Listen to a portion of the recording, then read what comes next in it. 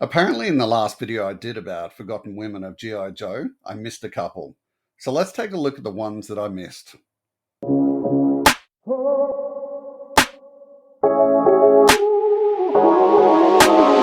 G'day all, welcome back to Frostbite's G.I. Joe Repro. So we're back here today to just look at the forgotten, maybe, less noticed women characters or female characters of G.I. Joe franchise. We got such a good reception last time from the first time we did this that, I thought, yeah, we should go back and look at more female characters. Plus, got a heap of comments in that first video listing characters that I hadn't put in that first video, but people really wanted to see. So thanks very much for those comments. I've integrated a whole bunch of them into this video. Just first up, I want to throw a big thanks out to these three guys. I've recently been able to start a channel membership for Frostbite's G.I. Joe Repro, and these three guys jumped straight on it. I really, it's really such a nice thing. Gives me just great motivation to keep on cracking out content for you guys. As a channel member, which costs about $2 American or $3 Australian a month. So if you can spare $2 or $3 a month, you're going to get content just for channel members, plus my normal content. You'll also get early access to my normal videos as a channel member, so you'll get it a day or two before everyone else gets it. I'm going to be throwing out a whole bunch of repair or creation videos, painting videos, and also I'll be putting polls into the channel membership of what you guys want to see from me, just for the channel membership. So, you guys might decide that you might like more emphasis on opening of stuff or, how to do this particular thing. And yeah, I'll be heading more in that direction to make what you guys want, just as the channel members. So yeah, please have a think about it. And yeah, if you can spare that $2 or $3 and you're happy to come and check out some more of my content, just crack into a membership. So also want to thank these people. These are the people that left comments with suggestions for female characters that I missed in the first video.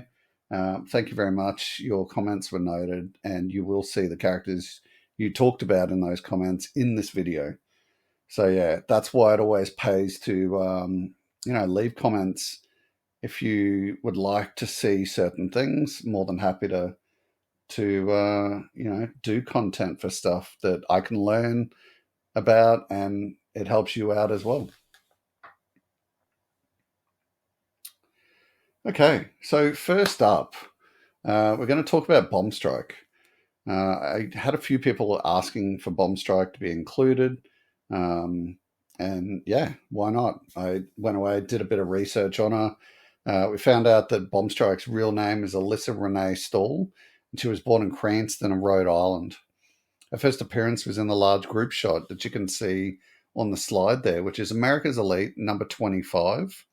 You can see her just there, and that escalates out to there. You can see she's surrounded by Budo, Crankcase, Long Range, Nunchuck, Iceberg, Lifeline, and Cannonball. It's a really great cover. I hadn't actually seen it before. And, who am I looking for? Straight up, there's that good-looking gent there, Frostbite. Yeah, great cover. It'll look good blown up and laminated or put into a frame on the wall. Yeah.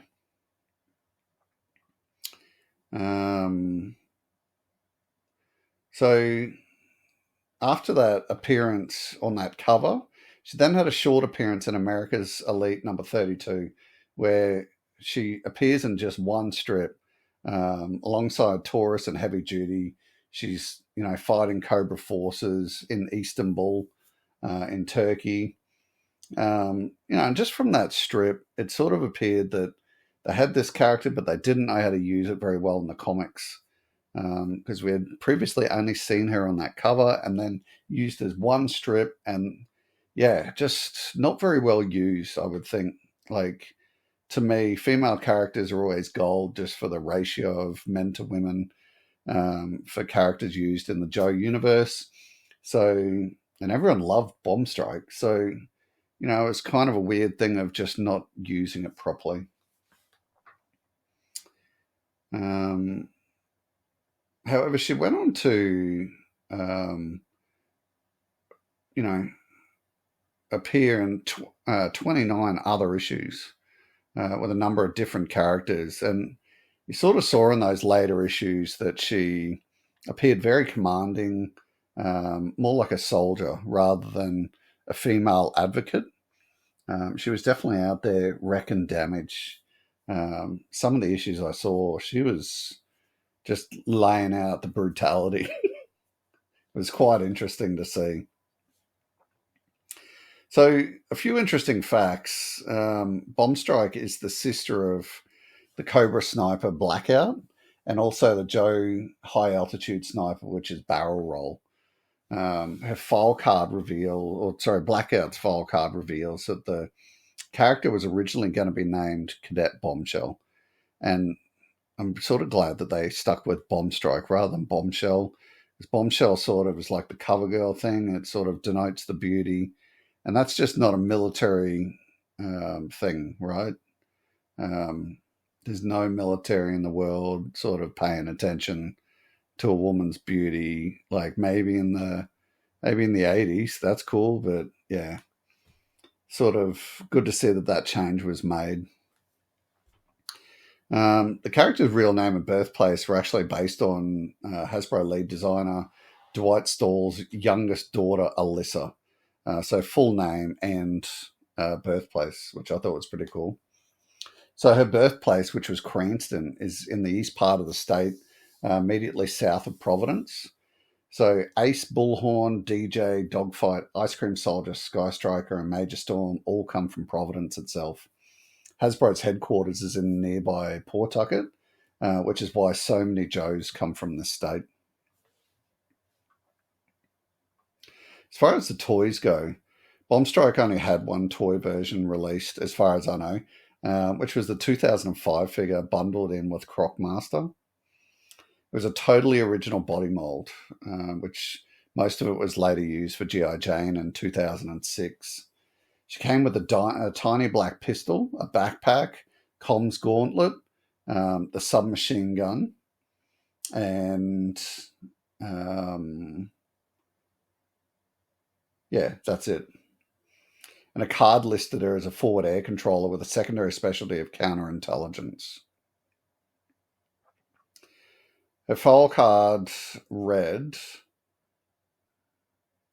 Bombstrike always hits her target, whether it's scoring a goal in soccer or calling in the correct coordinates for an airstrike. She's at the leading edge of the action, her eyes taking in all the details and calculating what will give her team the winning move of the day. In soccer, where it's only a game, she's a gracious loser. But it's different in battle where lives are at stake. That's when Bombstrike plays to win, with focused intensity and uncompromising courage. She was last seen during an assault on a Cobra base. When the fighting was over, Bombstrike had disappeared. Because her brother, Barrel Roll, saw their brother Blackout among the Cobra forces, he's sure that his brother planned the kidnapping. The G.I. Joe team will not stop searching until they bring back their missing comrades safe and sound. And then she goes on to say, some people think that a great view means a serene mountain scene. Mine is a clear line to the enemy and an open path from bomb to bunker. I thought that was really cool. It's a pretty cool file card. Next up, we've got Firewall. So Firewall is the codename used by G.I. Joe team recruit Michelle LaChance. She first appeared in G.I. Joe Reinstated number 4 of 4. So if you aren't familiar with that particular series, think of the G.I. Joe number 1 cover that was done by J. Scott Campbell of the Joe team. Beautifully done. It was such a nice cover. Just very typical of J. Scott Campbell's excellent work. So a bit of information about Firewall. While growing up in Virginia Beach, Firewall had a knack for computers and was once hacked into the high school records of an enemy, altering her grade so that she was not in the running for class valedictorian. She was never caught and liked the rush of being able to ruin an uncaring braggart. She continued hacking into computer systems, eventually changing credit card numbers and bank accounts of government officials. She stayed undetected for some time until she hacked her way into US Army computers and discovered the Army's experimental nanomite program. She was arrested by the feds, but they realized that they could make use of her skills, and she began working for the government. Firewall was put on temporary assignment with the G.I. Joe team to help put a stop to Cobra's nanomites. She and fellow hacker Damon both stayed with the team longer, working with the team's resident computer expert, Mainframe. Beachhead began running the programmers through a training program, should they ever see combat. Firewall stuck to mostly the computer work, whereas Damon actually wanted to become a soldier, so he got more involved in that area. He and Firewall used their skills to assist in several missions, including the fight to stop terrorist Tyler Wingfield. They both displayed a bit of immaturity when working together, and the relationship looked like sort of squabbling siblings. On their very first field assignment, Firewall and Damon helped drive the vehicle, carrying a group of children who were later revealed to be the clones of Serpentor. The Joe's convoy of vehicles was unexpectedly attacked by the forces of the Coil, which was Serpentor's forces. The main vehicle was torn to pieces when Serpentor arrived to break his brothers free.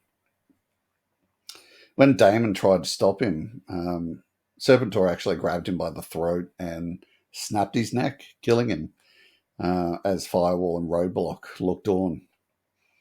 The remaining Joes were taken prisoner and held on Cobra Island until an invasion force arrived to battle the Coil. The battle was won by the Joes, and then they headed home, having a ceremony for their lost teammates. After that, Firewall continued to work for the Joe team, assisting Barrel Roll remotely when he hacked into Cobra Island's computer system. And in the IDW reboot series, she also appeared as a G.I. Joe liaison for Flint's special unit out of a casino in Las Vegas. All in all, she appeared in a pretty big 59 issues.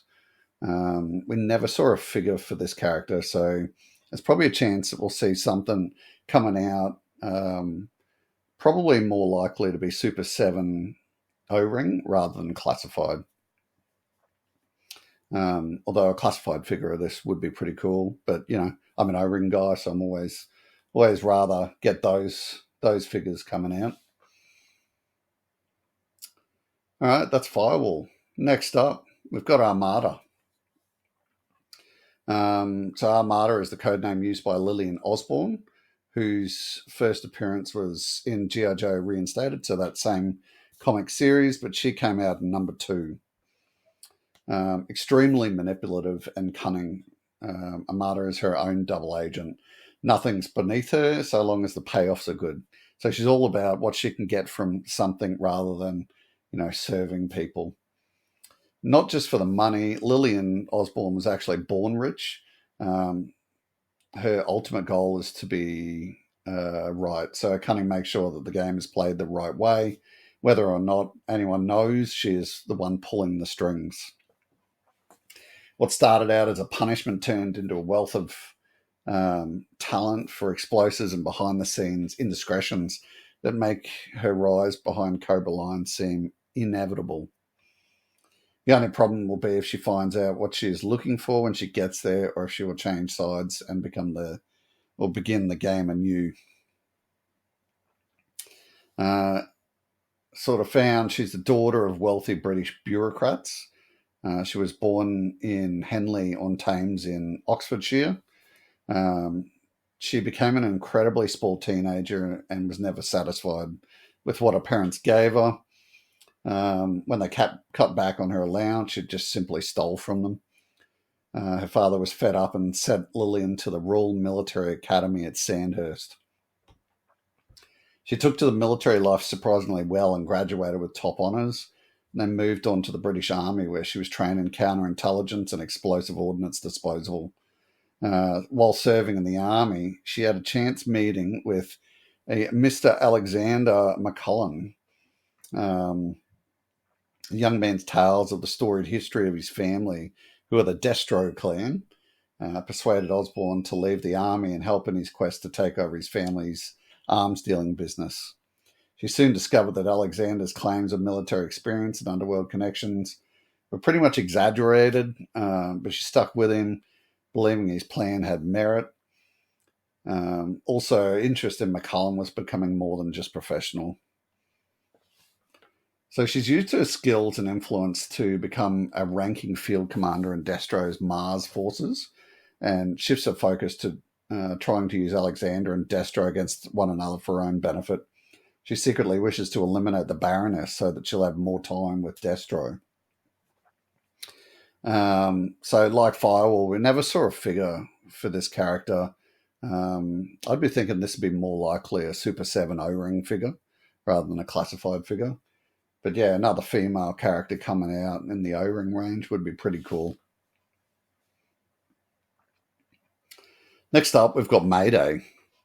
We mainly see Mayday in G.I. Joe Extreme and also the DDP lines. As far as the Extreme goes, she's the female lead of the Joe team, and she first appeared in issue number 1. As far as the toys go, she was planned for release as a basic figure in the Extreme line in '96, but ultimately she wasn't produced. She, along with planned Rampage and Wreckage, you may have heard those names before, can be seen on the back of the packaging for Black Dragon and Harpoon. Mayday was voiced by Randall Carpenter, who was also the first voice of Mystique in X-Men the Animated Series. You can, if you go back and have a look at how this was done, so they had the comics, they also had the TV series, and it was an animated TV series. That's why I'm telling you, she was voiced by a certain person. But also the first 30 seconds of each of these episodes was live. So it was real people dressed up as these characters doing action-y type stuff. It was very interesting to go back and look at that type of media. In the Devil's Due series, green shirts are introduced in the second issue of the series. Some are introduced by name. Among these include FBI agent Tony Buke, Chief Petty Officer David Adcox, and Paige Adams, who proved herself to be highly proficient in firearm shooting. So if we look at the file card, it's got her as her primary being urban counterterrorism, secondary precision ballistics, and she was born in Greenwood, Indiana. Just please also note that this is a custom G.I. Joe Paige Adams card and isn't the official thing. We never actually got a figure for her, as far as I could tell. But it goes on to say, a career member of the military, Paige Adams specialized in counterterrorism and drew strong praise for her writings on how to fight terrorists in modern urban situations around the world. When the G.I. Joe team was reinstated, she was an immediate recruit to their Green Shirts program and soon impressed the old guard with her skills and commitment. After serving with distinction in the campaigns in the Czech Republic and on Cobra Island, she was invited to join the full team, earning her code name and specialty from her earliest days in the Army. Goes on to say she can land 6 shots on the same target in less than 7 seconds, locate a Cobra agent in a densely crowded metropolis, and take out an entire team of alley vipers. She's as good as it gets in the field and totally gorgeous too, but you better not mention that to her.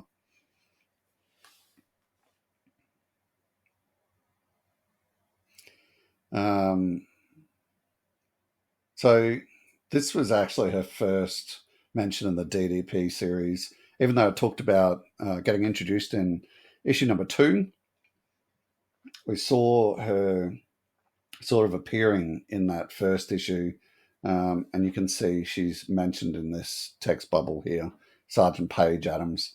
In the comics, until she earns her code name, you see her getting called Paige or Adams mostly.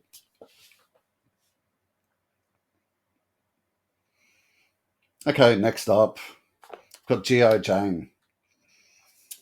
Jane Ann Myrtle was the medic for the original G.I. Joe team, with her codename being Nurse.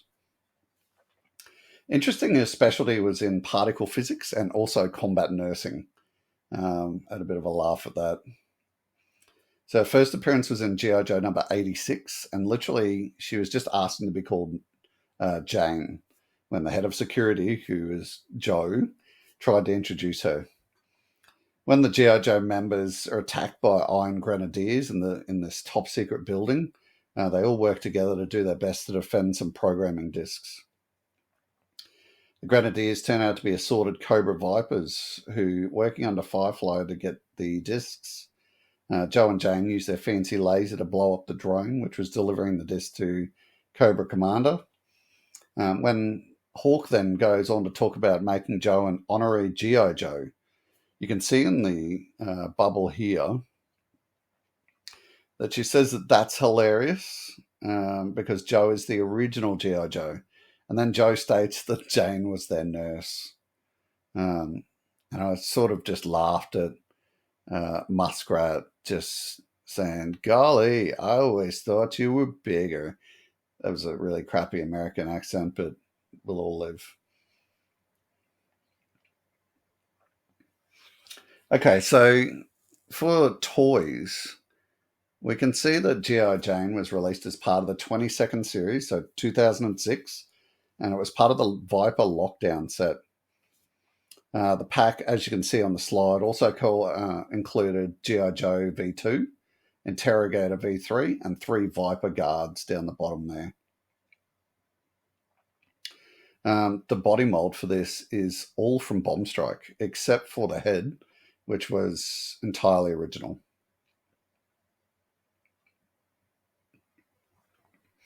Absolutely love this art piece here of G.I. Jane. Let me know in the comments what you think. Yeah, file card goes on to say G.I. Jane was a military operative whose cover was as a combat nurse. In missions around the globe, she provided medical skills and scientific expertise in strategic defense technology.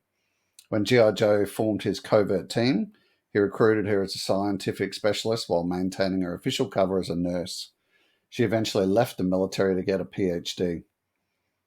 In physics, while she no longer appeared in the active roster, she had, in fact, moved to deep cover operations. When Joe retired from the team and became head of a secret military defense installation, he brought G.I. Jane onto the team as the lead scientist. Through her work in high-energy particle physics, she was instrumental in the development of a rapid pulse electronic beam to be used for global defense initiatives. So her quote for that is, "It takes all kinds of soldiers to fight Cobra. I battle them by developing scientific technology. Of course, when I'm up to my ears in Cobra thugs, throw me an M16 and get out of my way."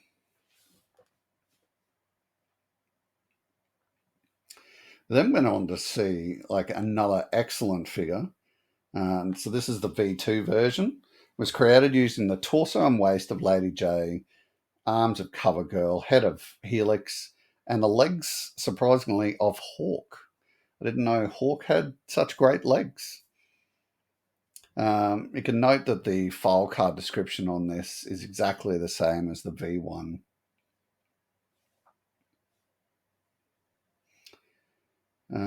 We saw her in 2 other comic issues after that initial one.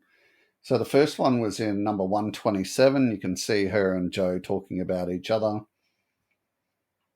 And then after that, we saw them both again in issue 151. Interesting, in the couple of times that you see Jane, you always see Joe. You always see Joe and Jane together. So there's obviously something, special behind that.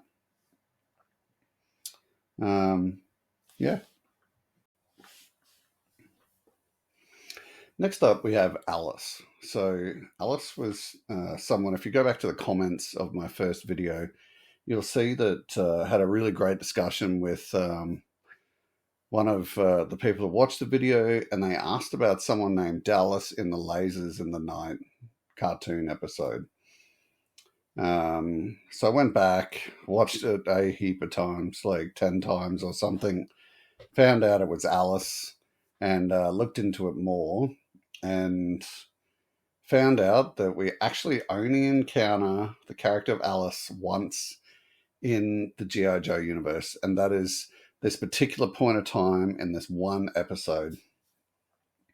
So we see Baroness disguised as Lady J asking and naming this tech called Alice. Alice answers her, and then Baroness addresses her as Alice. So there's only about 15 seconds roughly of dialogue and her appearing in the entire media of G.I. Joe.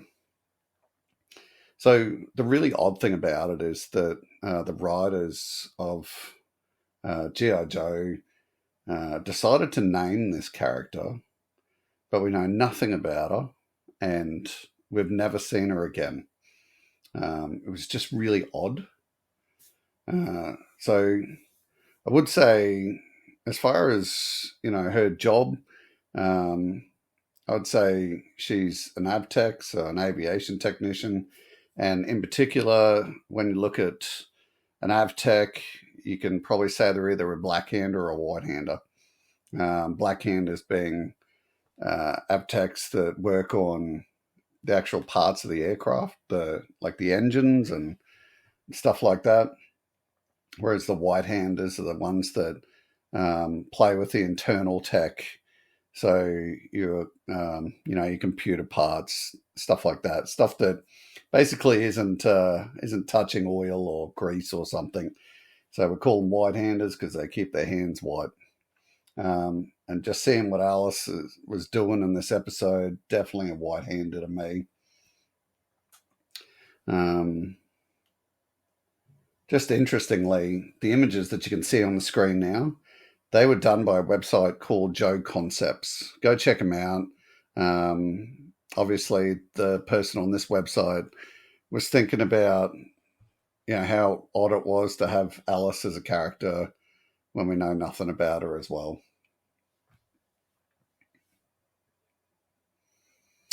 Okay, then we go to Chameleon V1. And when I say V1, I mean version 1 of the comic Chameleon, not the toy Chameleon. Because, if you've watched my video on Chameleon, you'll know that the original V1 Chameleon toy was actually just a repainted Baroness figure. But the V1 from the comics Chameleon was this character. And I just felt, I've added her to this list because she's only in a couple of comics. She holds such a important code name, and she was just deadly. Yeah. But anyway, so in the Cobra series from 2010, we're introduced to a character who, as far as I can remember, wasn't actually named. We never heard her real name. She was a US Army member who was summoned to Hawk in order to enlist her into G.I. Joe in order to rescue Chuckles from a Cobra prison. She was picked specifically for two reasons. One is she, for some reason, has ninja assassination skills, and was good enough to break in and get Chuckles. The other reason they hired her was because she apparently was a dead drop for Jinx. And if you read those comics, and even if you haven't, because you've had long enough now, so I'm going to spoil it. In those comics, Chuckles was trying to get into basically the Crimson Twins organization, and his handler at the time was Jinx. And because they were meeting up so much, they formed a romantic relationship. It got to the point where the twins knew what was happening, so they pulled Jinx in, and Chuckles felt that he had to shoot her point blank in order to prove that he didn't know her. So yeah, that's what he did. He shot Jinx, killed her, and we see a bit further on, Jinx's body was just thrown into a mass grave. So yeah, I don't know. I think the reason that Hawk picked this person who looks like Jinx to go in and do it was because that Chuckles would be more likely to follow someone that looks like Jinx. It was all a bit weird, but it was pretty emotional. So yeah. She ends up breaking in, finding Chuckles, but Chuckles tells her to go away, and in fact tells her to meet her at the rendezvous point at a later time. She ends up meeting up with him, and ends up taking. You can see on this right hand. So you can see the three phases, right? I'm a nice guy, so I lined it all up for you. That first picture is her reporting to Hawk. Second picture is her finding Chuckles and explaining that she is Chameleon. And then the third picture is her finding or killing, I think she killed Crocmaster, and then finding Erica Latine, which is who we all know to be the proper Chameleon, which is Baroness's sister. So yeah, she meets up, and Erica Latine wants to defect, so this Chameleon takes her in. Then after they return in, this Chameleon then goes and sees Hawk, resigns from G.I. Joe, quite upset, and Hawk accepts her resignation. And then that's where we see the Chameleon codename passed to Erica Latine officially when she's brought into the G.I. Joe ranks. So no figures were made of this character. I don't think we'll ever see a figure made of this character. If anyone's going to do it, it's going to be Super 7. It's straight up. They'll never, ever make a classified figure of this version of Chameleon. It's just not worth it at all. Next up, we've got Quarrel. So you're probably asking yourself, why did I include Quarrel in this when, she's just been released in a 2-pack with Falcon? Because before that 2-pack was announced, I didn't actually know who Quarrel was, never heard of her before. And I sort of needed to just go and do just a little bit of research just for my own good and find out who the hell she was. So I'm not going to give you much information, only the basics.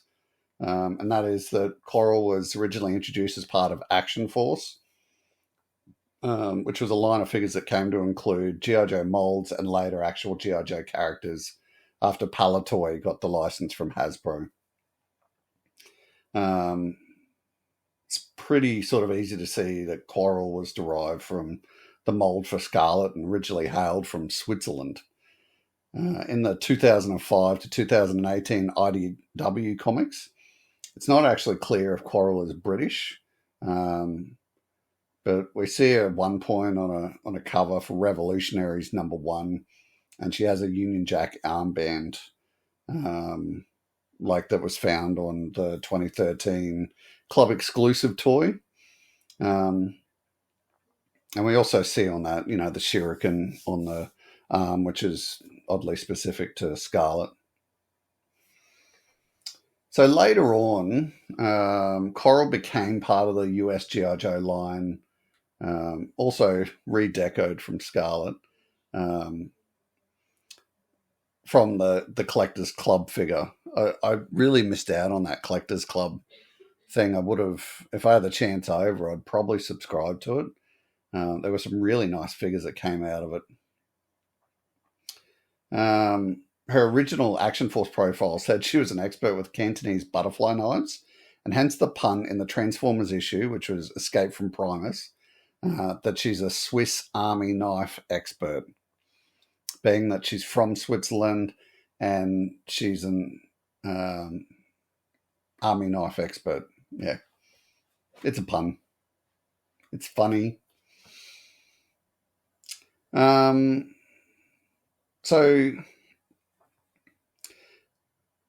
the file card reads, Quarrel's the daughter of a Swiss diplomat who was too busy to spend any time with her while she was growing up. To gain his admiration, she spent her early years training and excelling in martial arts, and eventually became well known as an all-round sportswoman. Although she was a top-ranking competitor in the annual British Grand Prix Motorcycle Championships, she sought even more adventure and joined the SAF, being a Special Action Force. Their Z-Force infantry, armor, and artillery unit gave her new challenges, as well as unlimited access to high-speed vehicles. She graduated at the top of her class in undercover ops school and advanced unarmed combat school. Although normally passive, she has the reflexes to explode into violent action at any moment. Her signature weapons include a modified crossbow, throwing stars, and Chinese butterfly knives. Quarrel is a daredevil on any motorcycle in the Z-Force motor pool and always finds a way to use that to advantage. She's been assigned a mission to investigate the reports of an eerie glow emanating from a closed factory, where unusual industrial manufacturing can be heard throughout the night. And we can all, it's just the thing, the original being that repaint of Scarlet. Her statement on the card is, I'll drive anything that moves, but I'll outride anyone on a motorcycle. So yeah, cool figure. Next up, we got Peony. I don't know how to pronounce that. Peony. I'm just going to be calling her Margarita because that's the name we know her as. She was an Arashikage clan ninja who always wears pink. Her mother was a colonel in the Russian KGB, and her father was a Japanese Yakuza boss. Now, I actually had someone recently ask about her from the Deaths episode. So, you know where this is going to lead to. Her first appearance was in the DDP Storm Shadow series in the #1 issue from 2007. In this issue, we saw her on a mission to bring Storm Shadow in to discuss the location of the ancient blade called Morning Light. And she does this by holding this girl, Tiff, hostage.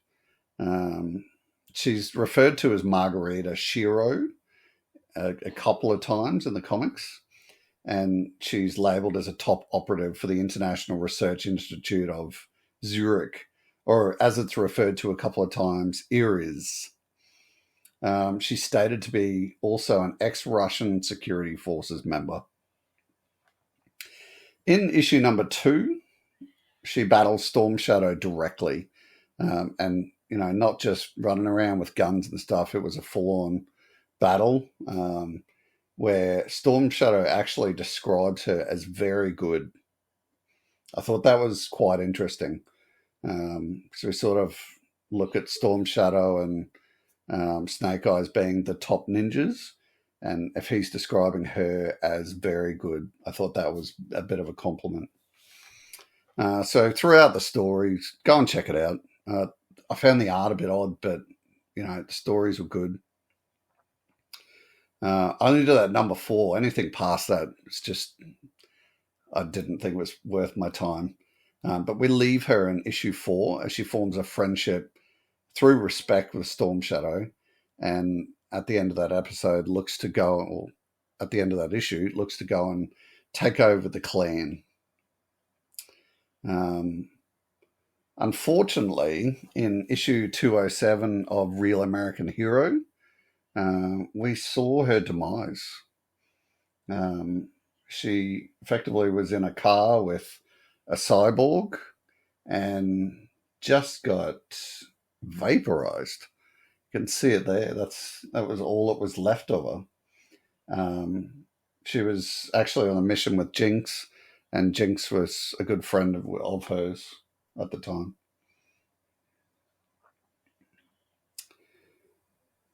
Okay, next up, we've got Raven. I hadn't heard of this character either, so this was great, fascinating. Raven was a female Cobra Night Raven pilot in the cartoon episode called In the Presence of Mine Enemies, who was forced to cooperate with Slipstream when they shot each other down onto an island.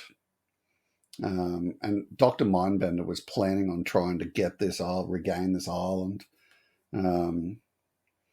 So that's why she was up there doing her thing. Despite her devotion at the time, the bats guarding the island sort of saw her as a bit of an enemy as well, even though she was a flat-out Cobra member. And they tried strangling her to death. Slipstream ended up saving her. And she eventually revealed to Slipstream what the island's lab was being used for, and they narrowly escaped. She ended up removing her Cobra patch, as you can see up here, on the chopper ride out of there, and actually defected to the Joes. So I thought that was pretty cool. Of note, in a previous episode, or previous cartoon episode, there was a female Strato Viper seen as a gunner in Dr. Mindbender's Night Raven. So that episode is G.I. Joe and the Golden Fleece, if you want to go and check that out.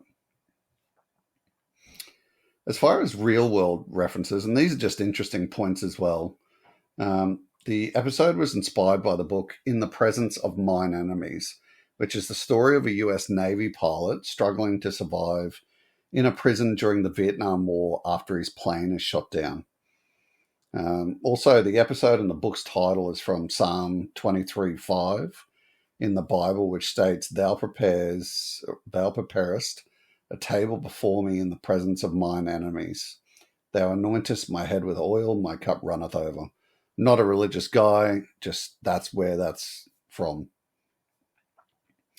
So during that episode, the shot of Slipstream flying over a Cobra Firebat was inspired by a scene in Top Gun, which premiered at movie theaters on May 16th, 1986, just a few months before this episode was released.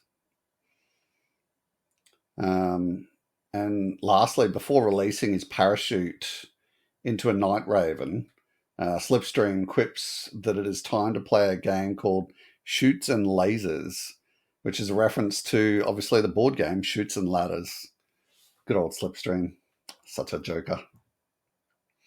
Okay, when I looked at figures, I was actually quite surprised. I didn't know this was a thing, and now I do know it's a thing, and now I know the character.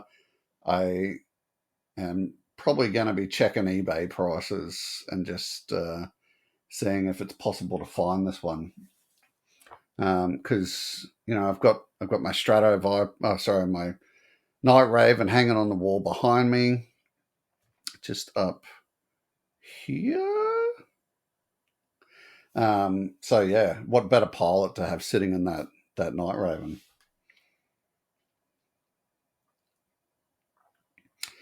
So this figure was actually released 24th of March 2023. Yeah, it's been around for a year and a half. Go check it out. And that's it. So my final message for you is the usual. So, if you enjoyed the content today, please hit the like button. If you're not subbed, please sub. I'm always sort of releasing content, and I'm trying to give you stuff that you and I can learn from. And probably the only other thing I wanted to ask is, like I said at the start, if you've got that spare $2 or $3 a month that you can spare, and you want to see some extra content coming from my channel, please become a member of the channel. I really want to just throw as much content at you guys as possible, and treat you members like VIPs. So yeah, let me know if you got any questions. Otherwise, thanks so much for joining in, and we'll see you in the next video. Bye bye.